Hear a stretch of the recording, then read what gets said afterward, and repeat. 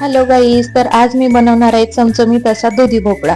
तर दुधी भोपळा असा मी चिरून घेतलाय बारीक एका आणि लोखंडाच्या कढईमध्ये बनवणार आहे आज. तर तेल गरम करून घेतले, त्यामध्ये जिरे, मोहरी, कढीपत्ता घातला, बारीक मोठा चिरलेला कांदा, लसूण जिऱ्याची पेस्ट घातली, लालसर होईपर्यंत परतून घेतला.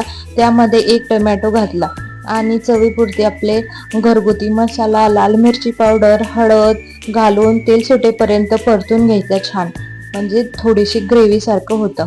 आणि पूर्ण एकत्रित शिजवून घेतल्यानंतर बारीक चिरलेला दुधी भोपळा घालायचा आहे. भोपळा घालून पूर्ण एकजीव होईपर्यंत परतून घ्यायचं. चवीपुरते मीठ घालायचे आणि भोपळा कवडा होता, त्यामुळे न पाणी घालताच तो मऊसूत शिजलेला आहे. तर बघा, खूप छान असा मऊसूत शिजलेला आहे आणि अगदी कमी वेळात भाजी होती. सकाळच्या टिफिनमध्ये अगदी लवकर बनते. तर टिफिनसाठी द्यायला एकदम परफेक्ट भाजी आहे. तुम्ही पण नक्की ट्राय करा. रेसिपी आवडली तर नक्की लाईक करा. थँक्यू.